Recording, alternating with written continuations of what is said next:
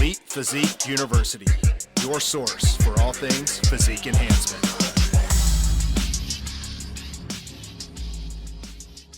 Hey, what's up, everyone? Welcome back to Elite Physique University. I'm John Gorman, your host. Got Jason Theobald in the house. Jason, it's May, man. How's it going over there?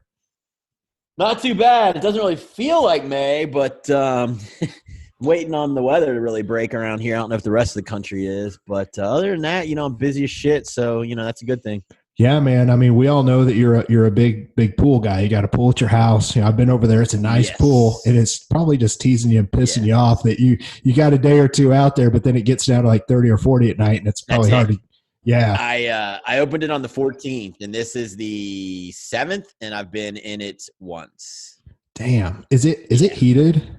Yes, but dude, our heater can't keep up because at night it's going down to 30, and you're really not supposed to run your heater unless it's staying at least 50.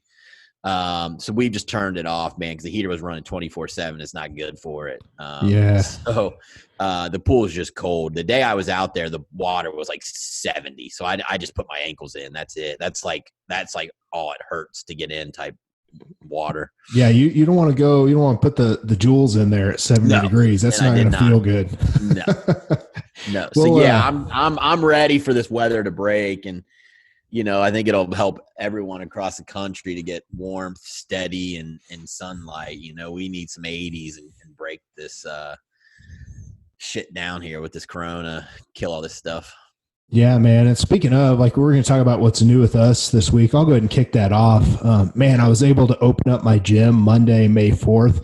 Thank God. Thank God I was able to open that up because we were closed for 6 weeks, and I just have one gym, and I was only closed for 6 weeks. And you're talking about tens of thousands of dollars that, I wasn't able to bring in. And I'm okay because I've been smart with my money and saved up. But man, I feel for a lot of people that they're still closed, and they're going to be closed for months. They might be out of business. So, I was happy and very fortunate to be able to open back up. And, a lot of people have came in and joined the gym. We had a record day on Monday. It was literally January again. So, we didn't try and bleed anyone dry, but we put together memberships, and, we got everybody. You don't have to require masks, do you? No, not in Missouri, man. Here's the thing. Our restrictions are super low. And I know there are people out there freaking out, but you know what? Fuck that. I'm over it. Work out, wipe your shit down, sanitize your hands, wash your hands, go work out. We're all over if Crunch requires masks, I will be canceling them. Because I know my local little gym by my house, he's beyond over it, and he's not going to require masks. So I'll be walking in and canceling on those motherfuckers if they're trying to tell me I got to train in a mask and gloves. Come on, man, ain't happening. Yeah, that's the gym I trained at you with you, right? Crunch. Yes, it's a big enough gym. It's a corporate.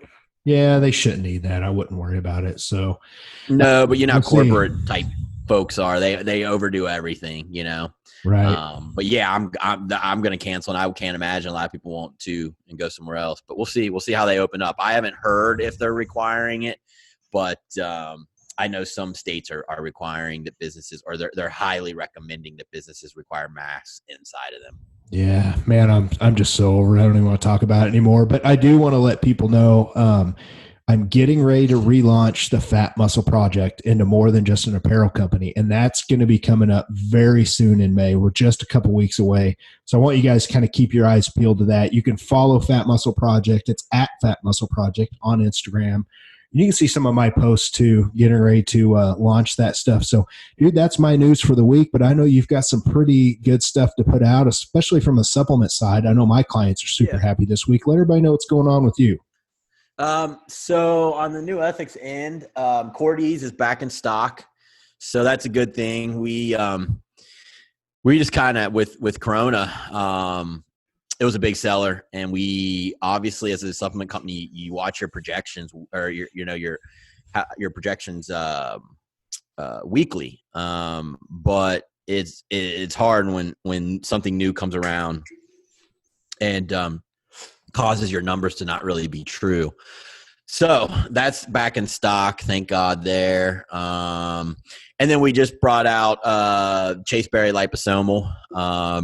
So I know a lot of my clients use that. and they can go ahead and sub that in. Basically, we're bypassing the stomach, better digestion, straight into the bloodstream. A couple things, it helps balance out estrogen dominance, so it pairs really well with estracort, helps bring up your progesterone, and you'll be sleeping better, you'll have less water retention, all those things as estrogen dominance balances out. So we were happy to get that launched, and you can read more on my Instagram or at New Ethics about the product, but I put up something, and so did New Ethics. So that was cool to get that done this week.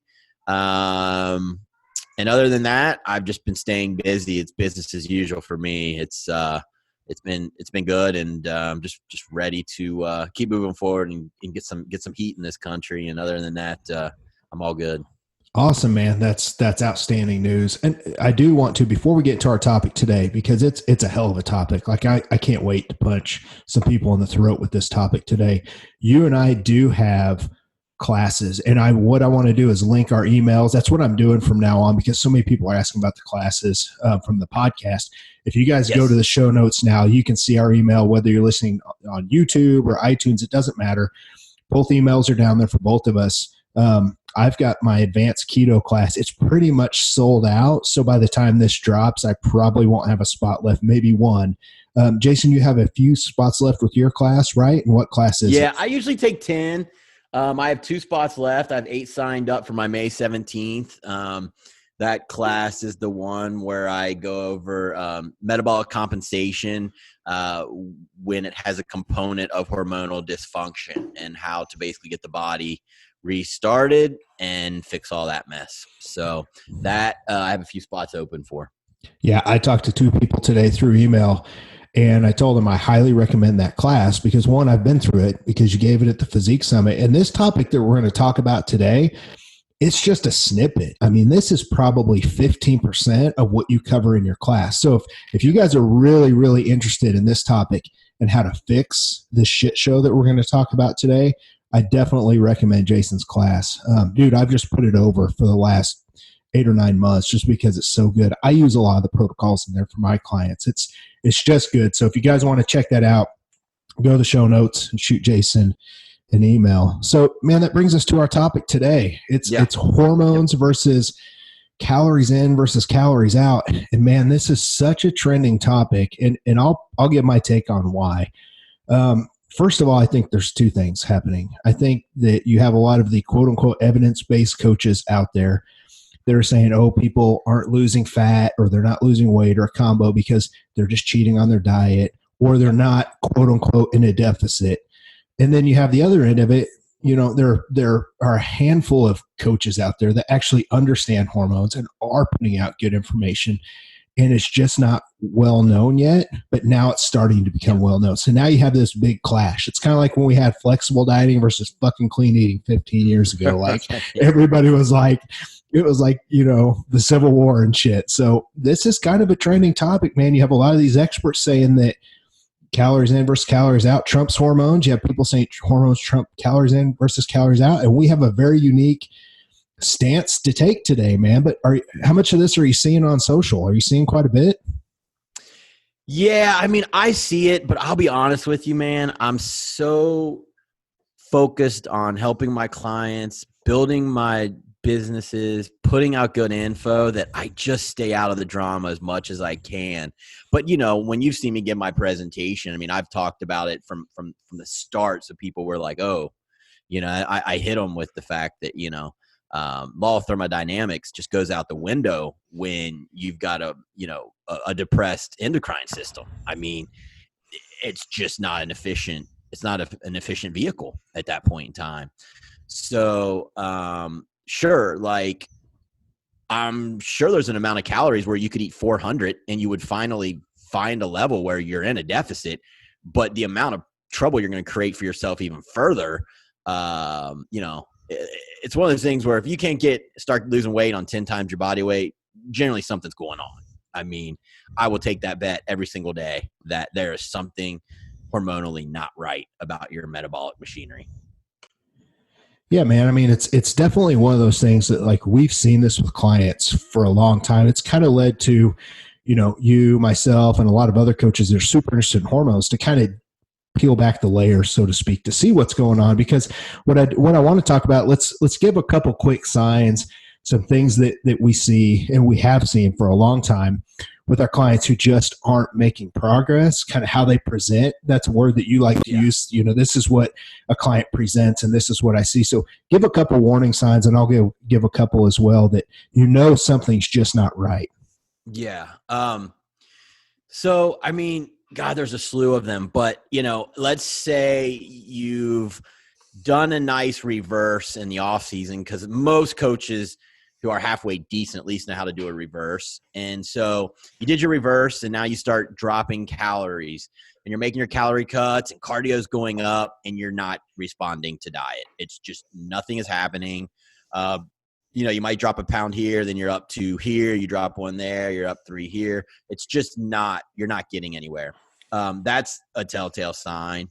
But also, like, poor gut health is a telltale sign. A lot of times that's a sign of estrogen dominance. Over time, that affects the pH of the stomach. And if someone's been suffering for a while, they usually have gut dysbiosis and problems there. So there's a lot of constipation, gas, maybe it's diarrhea, depending on what, bugs have infiltrated from the lower intestine.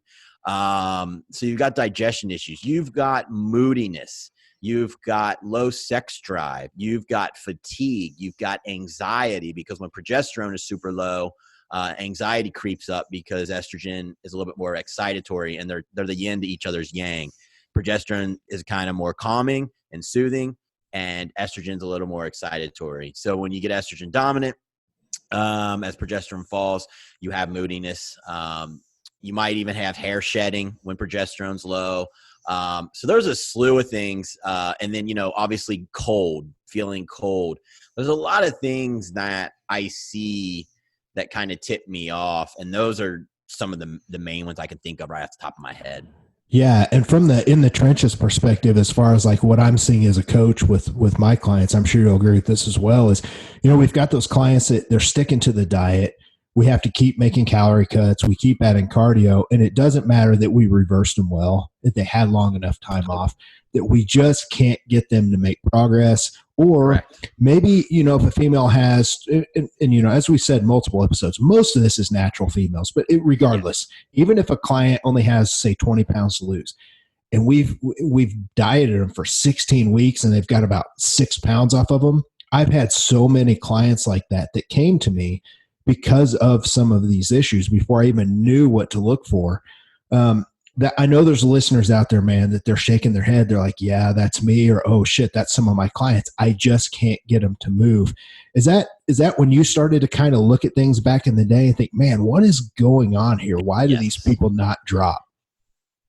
Yes. I mean, it felt like to me when I would have a female sign up, it was going to be a 50-50 shot on whether her body was going to respond and really get to stage. And I know what I'm doing. But, I'm thinking, why is this? Like, why? And then, I would have females that would stay with me a while, and I reversed them. And then that we'd go to cut, and it just wouldn't work. And, just saying, hey, go see your doctor. Well, that wasn't getting us anywhere. So, like I've said before, I wanted to be part of the solution, not just part of the problem.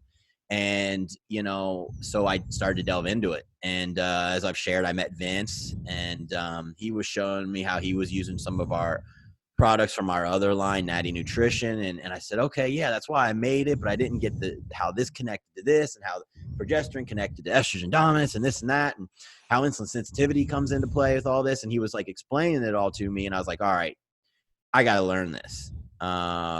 So it was kind of all those things together that made me realize that I've got to get better at my job, and that there was plenty of room to do so. Yeah. And I think that's why there's so many coaches that'll never improve. They'll never get to the next level. Like you like to say, there's levels to this shit. They will never improve or get better because they're always going to fall back on my client's cheating on the diet, or they're just not in a deficit. Well, listen, asshole. And I mean that, by the way, like, listen, asshole, you've got clients out there busting their asses that aren't making progress, and you're just not fucking willing to learn. So like that gets me heated because I know so many clients that have been through that, or people that come to me, and trust me, it's not my favorite client to deal with. I don't want a full client load of this situation because it's definitely one of the hardest, and not that I'm afraid of work. It's like a puzzle, man. It's not just I've got that. a lot of them now. Yeah, I know you do because you do a great job, and I can fix them too. But the reason I don't like it, it's because it's the hardest one for them to buy in on letting me fix. So it's a constant pull and tug, and it's like, listen, you got to trust me, and you got to chill the fuck out, take time. So, and I think that's why other coaches, it's just too easy, is what I'm saying, for them to say, oh no, they're just not sticking to the plan. So let's go ahead and talk about what I like to talk about in my insulin sensitivity class that I teach. I call this the shitstorm trifecta. And dude, you were a trademark lawyer. I don't know if I can trademark that shit or not, but I'd like to. Probably. Shitstorm trifecta. And I just picked 3 today because, like, here's the thing. If I had you do the show notes, you would crush this, and we would be here for 3 hours because, as you know, and we were talking about before the show, like, people really just need to take your class. But I picked just 3 that I like to touch on: insulin sensitivity, high stress, and low sleep, and how just those 3, I've seen those stop fat loss in its place. Because one more thing I want to say, and then we'll get into that and kind of get your take on this. You had mentioned, eventually you can get someone to 400 calories or 800 calories, and they might lose weight. But we're talking about, this is bodybuilding. This is elite physique enhancement. We're talking about fat loss, trying to be the leanest, most muscular version of yourself possible. Correct. Most people are wanting to get on stage. This isn't a calories in, calories out thing when we're talking about losing weight. So when people say, well, you're just not in a deficit. Well, yeah, your hormones can make it to where you have to drop someone so low to get them into an actual deficit that it's not fucking adherable. Like, I can put a girl on 600 calories, but she's going to fucking cheat on her diet every 3 days because she's starving. She's going to binge. Like, and you're making matters worse. Let's remember that. You're certainly making matters worse. That's a great point. Great point. And I'm not willing to do that. And I tell them every time they come to me, they'll tell me some of their history, and I say, look, I'm sure you can find a coach that'll go put you on 3 hours of cardio, put you on protein and veggies. I was like, but I'm not that guy. I know what's going on. I need labs, and I'm going to map you out, and I'm going to get you healthy, and then we'll compete next year. Do you want that or not? And if they don't, that's fine. And then I sleep well at night.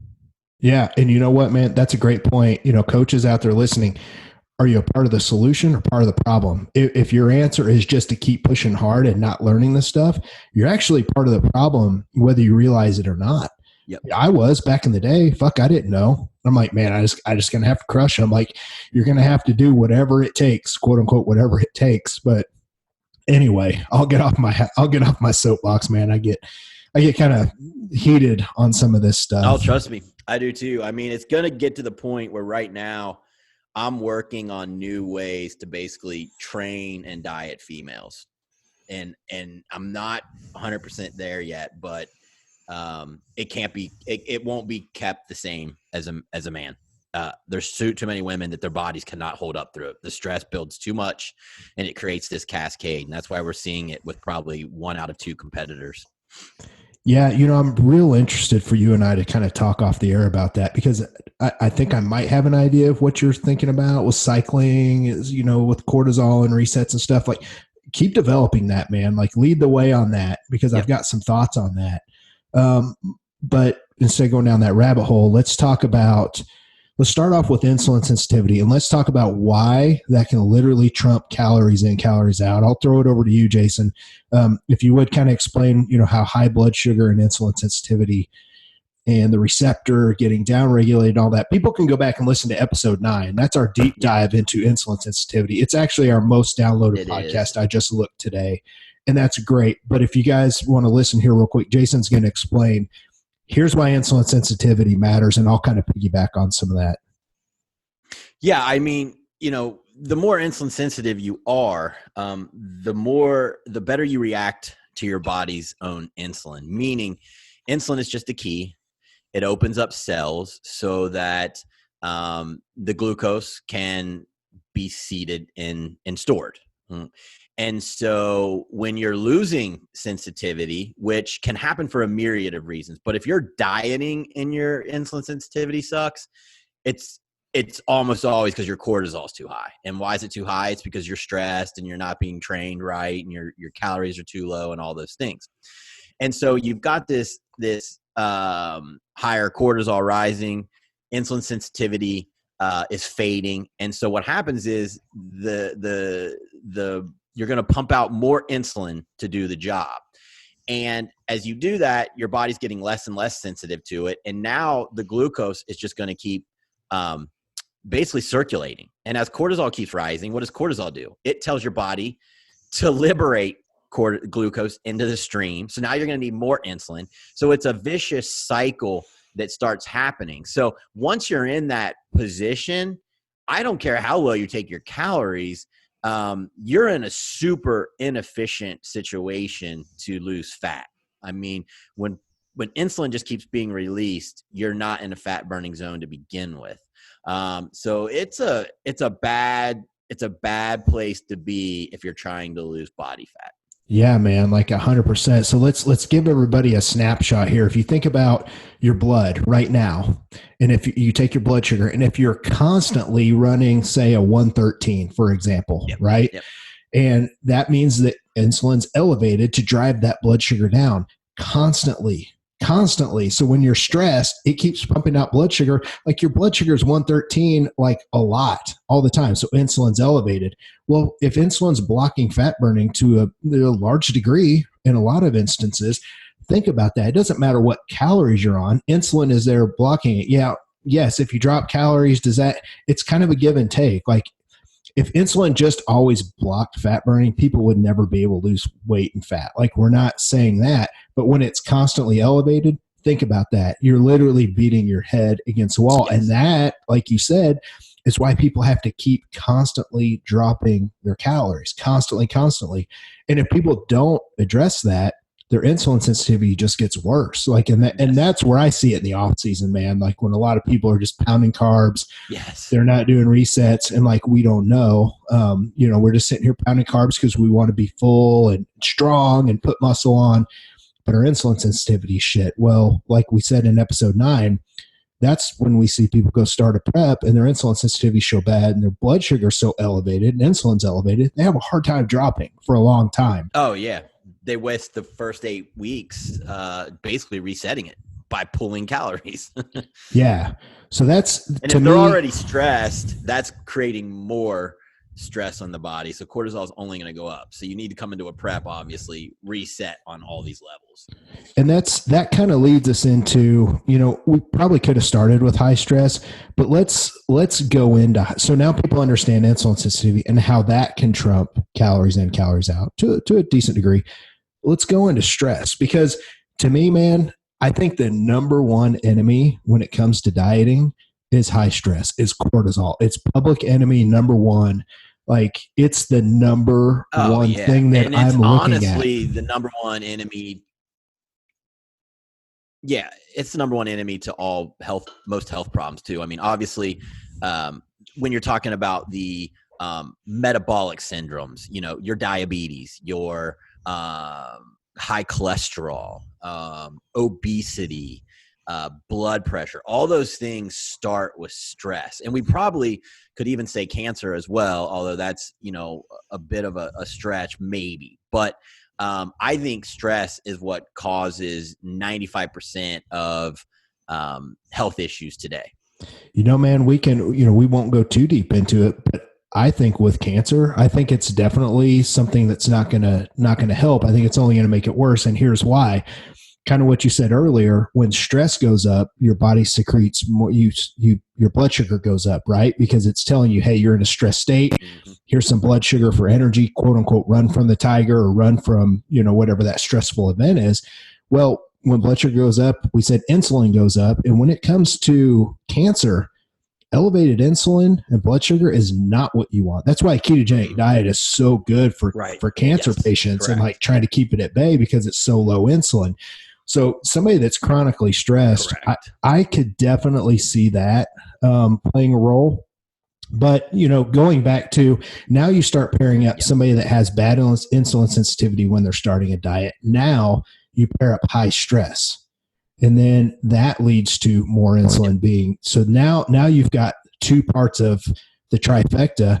And then the other thing, man, that a lot of people don't realize with cortisol, and I keep referencing our old podcast, and that's okay, but episode 2 is our deep dive on cortisol. So for anybody that wants to go back and listen to an hour on this, go back and listen to that. But one quick thing about cortisol that a lot of people don't understand is that the higher it stays elevated, it slows thyroid hormone from being released. Like, so your metabolism is going to slow in the face of chronically elevated cortisol. Not cortisol from a hard training session. That's acute. We're talking about chronic, like all the time. And it just makes fat loss a bitch. What it does is it prevents or it hinders the conversion of T4 to T3 and actually directs it to more reverse T3, which is the unusable form. So, you know, you start with stress. You're already stressed. Now you add a prep in. What's that? You're adding more cardio, less calories. Stress is up. Cortisol is rising. And now it's affecting thyroid. And a lot of these things are more epigenetic, meaning, you know, they're expressed by stress. If you're not coded to have insulin insensitivity issues, you know, I've seen people with high cortisol and their glucose is still fine, but then their thyroid's a shit show. Those are all epigenetic issues. They're there and they're not expressed until you get these stressful events. So you might have one, you might not have the other, or you might get all of them, you know? So you really don't know. And stress has to be managed big time during a prep, even more so for the natural female athlete.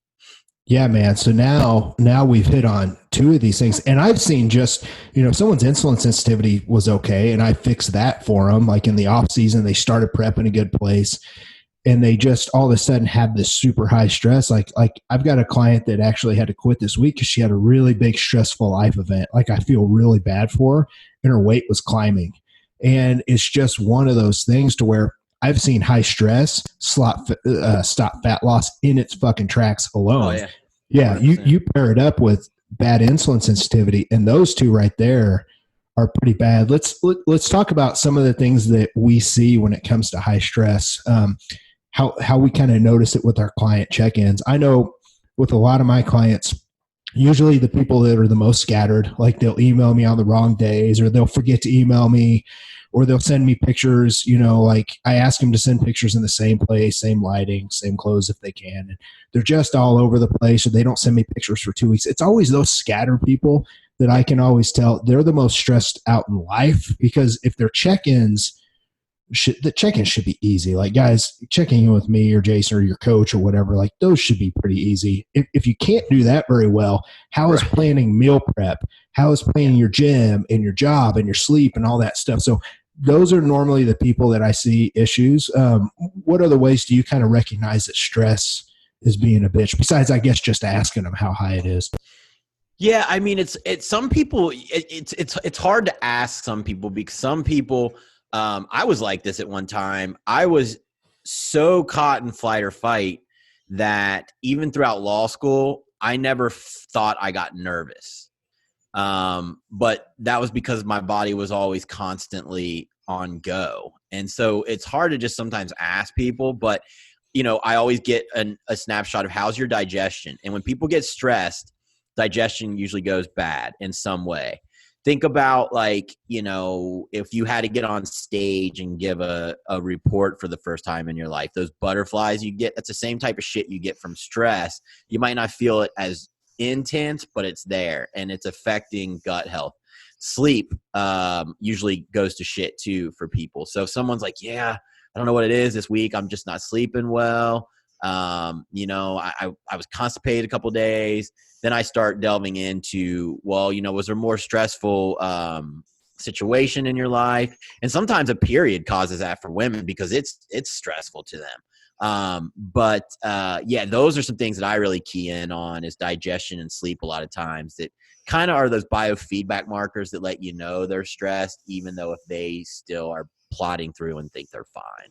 Yeah. So for a lot of our coaches listening to the show that work with clients, for me, one of the things I do is when I notice things aren't moving in the right direction, once I find out their food's good and like they're tracking, everything's on point, and I see their weight's not moving where I want it to, or just whatever their pictures are, I just ask them. I just start asking them all these questions to find out what's going on.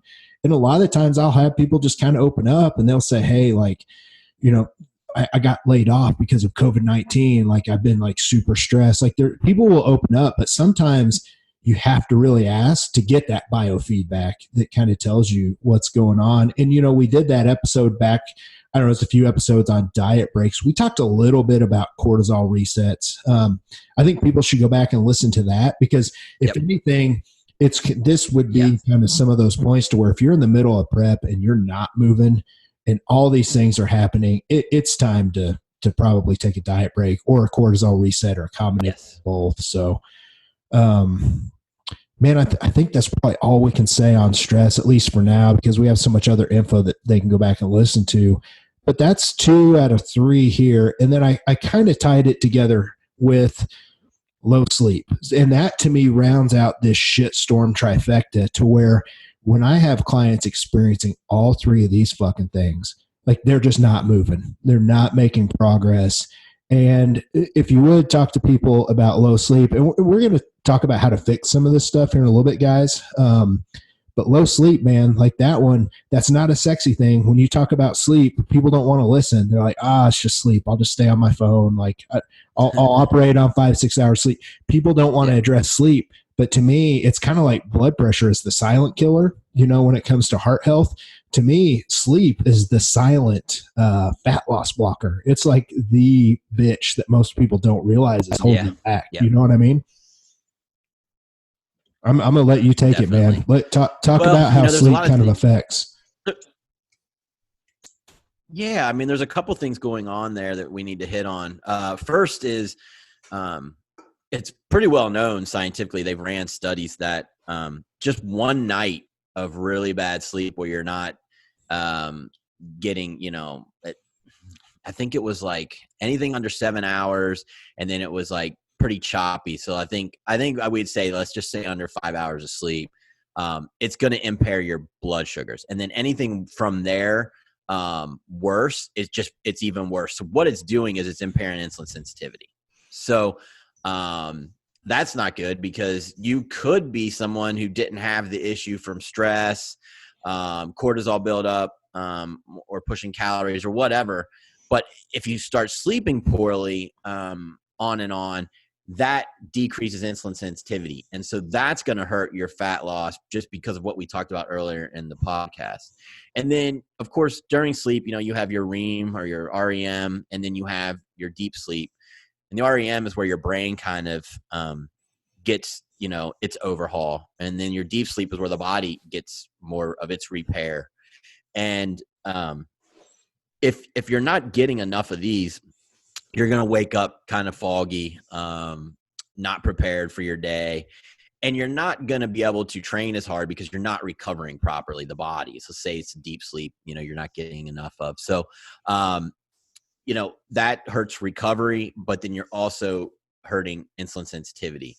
So those are 2 of the more major ones that I think about when I'm thinking about, man, I got to get this person sleeping, and here's why. And, then obviously if I'm trying to heal a gut or heal something else in a protocol, that's why I need to get deep sleep maximized as well. So you can't heal, you're not going to recover from your training, and then insulin sensitivity can go to shit too from poor sleep. Yeah, man, nailed it. Like that's perfect for everybody listening. I know that I've gone on the record as saying my number one, and I might change this now because of what I know about cortisol over the last few years, but I used to say the number one fat loss breaker that I used to tell my clients about was sleep. And it was always because, my clients that were on a little bit lower sleep during the week, I would tell them every Thursday when they check in, I'm like, listen, I need you to sleep in this weekend. Do not set an alarm. Don't get up for anything. You need to catch up on sleep this weekend. And man, it's like 9 times out of 10 when they would sleep in and not do anything else, not stay up late, and they maximize their sleep. Dude, they would hit new lows every weekend, and then their fat loss would be better, Monday and Tuesday, because they actually got to relax. Because to me, I always saw it this way. When we're training in the gym, especially at the end of prep, like most people are training 6 days a week on average. Even if you're training 5, that's plenty. You're doing all this cardio, you're in a deficit, your body is so beat up and stressed, like it's not recovering and growing. It's you're trying to hold on to muscle at that point to get on stage, especially for natural folks. If you're not getting enough sleep, you're not recovered. Cortisol is going to be higher just in general from that. And that's when I started to figure it out. I'm like, dude, if I don't get these people sleeping, I'm not going to be able to get them lean enough to stage. And as soon as I started figuring out at least how to maximize that on the weekends, it was better. And then, of course, a good sleep aid. Thank God for your Relax Liposomal, like that and the Cordy's combo that we've talked about multiple times on the show. Supplements don't just fix everything. Like people actually have to stop doing what they're doing. Like, one of the, sorry, I'm just keep going on and on, but one of the reasons I saw my people at the end of prep starting to struggle with sleep so much is, it's more stressful. You're getting leaner. You just don't sleep as much. But a lot of people, and this was me back in the day, you start reaching for more caffeine because you're feeling like shit. So now all of a sudden your caffeine intake goes up. Well, that caffeine stays in your body for longer than you think. So if you have caffeine at 5 o'clock and you hadn't been earlier, or you're having more at 5 o'clock than what you have been, like you're going to have a hard time shutting your brain down and going to sleep later on. So I kind of started giving my clients protocols. I'm like, hey, listen, cut your caffeine back, after 5 o'clock, or cut it in half around 5 o'clock, like watch all that stuff. And it was just, in a long story short, sleep, man, it was so important to me. So when you start pairing that up with high stress, you start pairing it with insulin sensitivity issues, it's no wonder hormones can trump calories in, calories out. I mean, would you agree with all that? Like if we took a stance right now and said hormones can trump calories in, out, would you be good with that? Yes, I would. Yes. Yeah, I mean, I would debate that with anybody. Yeah, dysfunctional hormones for sure. Yeah. So what about this statement? I kind of got this from you.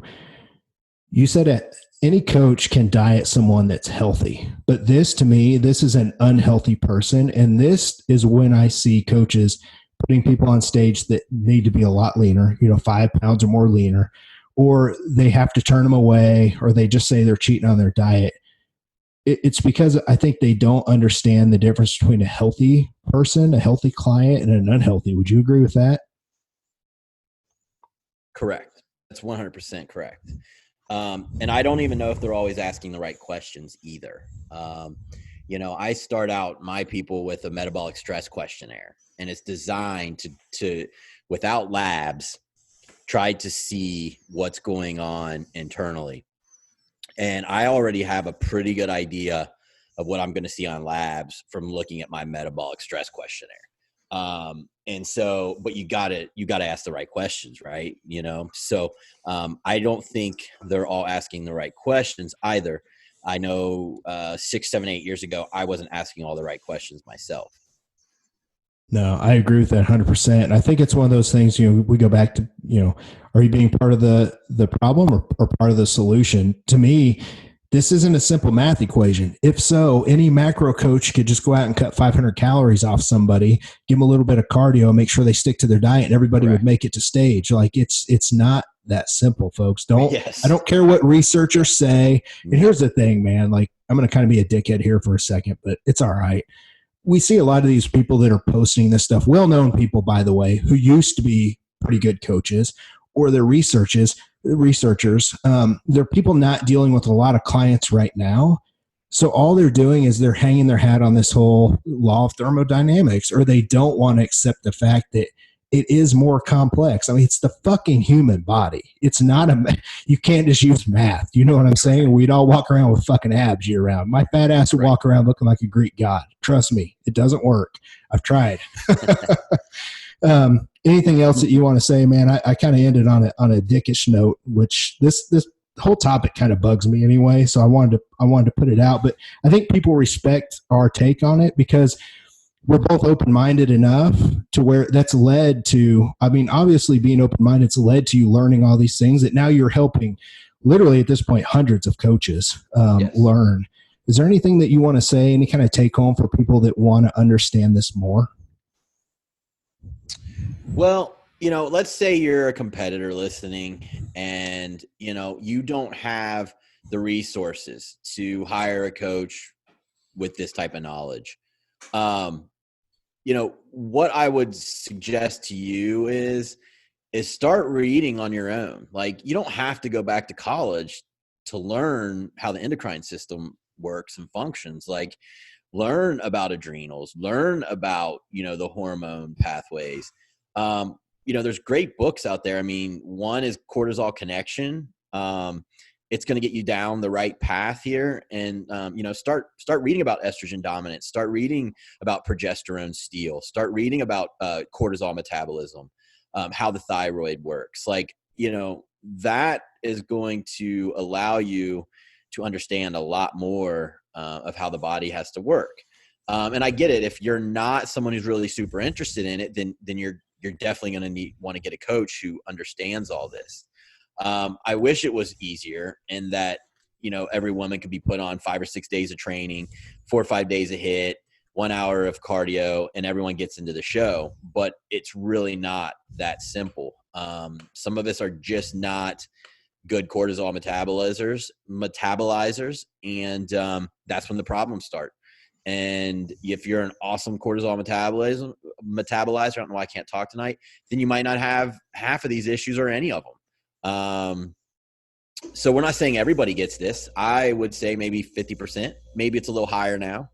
But you've got to invest in yourself. And if your coach is never asking for labs and you're struggling like this, and you've been at this 8-9 months trying to cut and nothing is happening, you're not looking at labs, loyalty is awesome, but blind loyalty gets you nowhere. So, you gotta think for yourself too. So, yeah. And there are going to be times too, like I've got a few right now that, I've looked at labs, I set them up, I reset their insulin sensitivity, like everything's been managed, like diet's perfect, they're sleeping. And I've just got some natural females, like, dude, their bodies just does not want to let it go. And there's going to be those people that just aren't meant to get to stage. And I think sometimes you have to have that conversation. It's a tough conversation. And that's probably a whole nother podcast in and of itself. Who should be a competitive bodybuilder and who should just be a bodybuilder. But there are times like, coaches out there, as you start to learn this stuff. And I feel like I'm in the infancy stages of learning myself, because when I think I've got it down, then I've got a whole, 4 or 5, natural females that come on. I'm like, fuck, man, I can't get anything going. Right. There's so much that you have to learn. You just have to keep open-minded to it and just keep trying to learn all you can. And eventually, I can see this 10 years from now, more people are learning, social media is great and all these other ways to offer classes and podcasts. Like, it's going to help educate people, but I still think this is really early. And I think I said that when I introduced you at the Physique Summit conference. I was like, guys, if there's one presentation that you really listen to that you're not going to ever hear anywhere else, this is the one, because I think in the bodybuilding industry, it's early and you're kind of spearheading that. And that's what I'm excited to kind of break into this a little bit more in some future podcast episodes, man. We've got a lot of things to talk about. We do need to talk about how to read a little bit of blood work, and we do need to talk more about gut health, even though we did that with Vince. Like, there's still so much to talk about.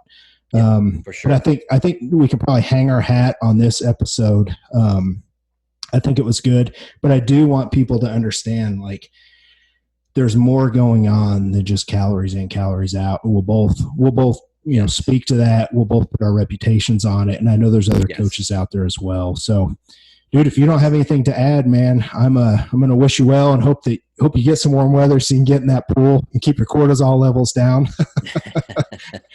I'm trying, man. It's I fight. My body likes to stay in flight or fight mode. It's been the main thing that I've had to always work on, and it took me many a years to master it. So I get it. I get how a lot of people are that way, and it seems that a lot more people gravitate towards the intense bodybuilding side that are more like me too, that are type A, OCD, and it kind of breeds those mentalities and those body types that have a lot of that cortisol issues and flight or fight issues. I always said it was great in my 20s because it made me extremely successful and grinder, but it did come with some issues that I had to fix along the way, like flop circadian rhythms and really tight pelvic muscles that were odd, and they thought I had like prostate issues and just some weird things that I've had to fix on myself. And so I get it, and I can sympathize with people who are stuck in that situation, but there is a way out, and you don't have to quit being a physique athlete. 10 years ago, most of these people probably would have just been done. They would have gotten chubby and just rode off into the sunset because their body they couldn't keep up with the training. But now we know how to fix people, and it's extending careers and hobbies that can be good for you. So yeah, man, 100%. You know, I used to look back probably 5 years ago when I started to talk about like metabolic capacity and reverse dieting. I didn't really understand what was going on under the hood of the car, so to speak. Yeah. And I used to notice in the natural bodybuilding world, dude, there were some females that would just fucking dominate for like a couple years. And then next thing you know, gone. like they're gone. And I'm like, what happened behind the scenes is nobody knew. They were still trying to do shows, but they would quit. But no one knew that they were. So like they would get 10 pounds from stage and the body wouldn't they wouldn't cooperate. And, you know, natural bodybuilding, these females are getting lean. Like I know you get a lot of your clients lean that are assisted. But for most coaches, they're not able to get females truly lean. Like good coaches can, but natural female bodybuilders, man, they would do that for a couple years when their body was healthy. But then all of a sudden, all this shit was going on. They kept trying to diet year 3 to year 4. You know, 5 years later, they're still trying to diet, but they're never making it to stage. So they're actually prolonging it. And I saw that kind of start to happen. So in natural bodybuilding, man, it's one of those things where you hear careers are short. I think this is a big reason why. Would you agree with that? This is a huge reason. It's a huge reason why. Like, if I read their labs, I would bet the farm progesterone steal kicked in. They probably stopped ovulating. They never got their periods back. Estrogen dominance then kicks in. Probably some down-regulated thyroid. You stay estrogen dominant too long. Now you got gut issues. They get the whole shit and shebang that I deal with daily. You got to just see these emails I get daily from women who are just stuck in this situation. It's pretty sad, and I'm glad that I've learned to fix it because, like I said, it prolongs careers, and I teach them the right way to do things, and they can still enjoy it. And, you know, nothing's worse than wanting a better body, and your body doesn't respond, but you've got the heart to do it, but the body won't respond. And that's what I like to kind of fix. And it's hard. I mean, it's stressful. It's hard and it's stressful. I mean, because, you know, sometimes you get great reports and sometimes shit hits the fan that you just didn't expect. And now you're trying to figure out, looking back at labs and what could have went wrong and what maybe we can adjust. And it's a big puzzle. But yeah, that's definitely what happened with them for sure. Yeah. And, you know, one more thing I think I'll go ahead and bring up and then we'll wrap up the show. This is also something, you know, we're talking about dieting and how you can't make progress, but this is something I've noticed, you know, as I've worked on myself, you know, and things that I've learned and with my other clients in the off season, when you get all this stuff under control in the off season, because here's the thing, guys, this shit can be out of whack. You can have high stress, low sleep, and shitty insulin sensitivity in the off season. Oh yeah. Just getting fucking fat and chubby. When I've got all this stuff under control myself, like, dude, I've got pictures. Jason, I think I probably showed you. Like, I don't show very many people. Like, I don't even text people this. I've got pictures of me when my shit was all out of whack.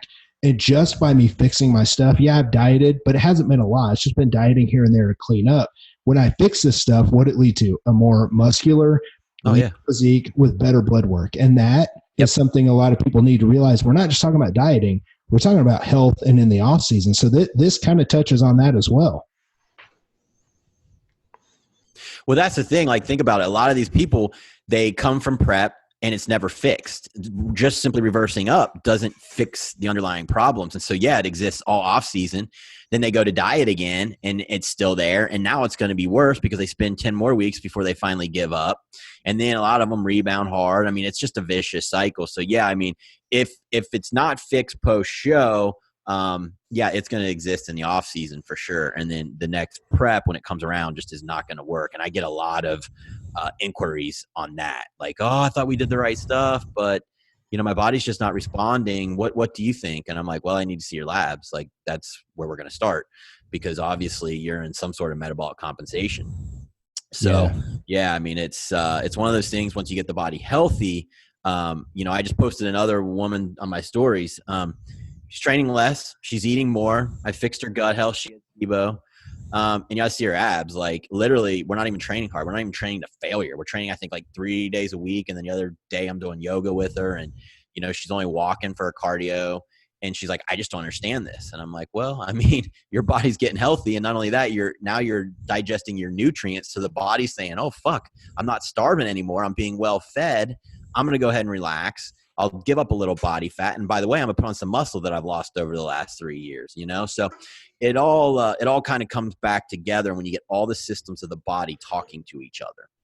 Yeah, 100%. And what we're going to do is we have so many more episodes coming up, like so many. We'll have some of these scattered out, but there's things that we need to talk about, like labs and stuff like that. And dude, I'll just go on record as saying I've got, I did the math the other day. I've had so many females, guys too, but so many females coming to me in these situations where I'm looking at their labs, and 8 out of 10, it was right at 80%, are all low testosterone. All of them, low test, low free T, and it's all in this situation. And this isn't right after a show, folks. Like this is, there's a lot more that we have to talk about here, and we're going to do that. We've got some cool guests coming on next week. I haven't even got to talk to you about this yet, but Cliff Wilson's going to be on the show. He's our next guest. We've got some more good ones lined up.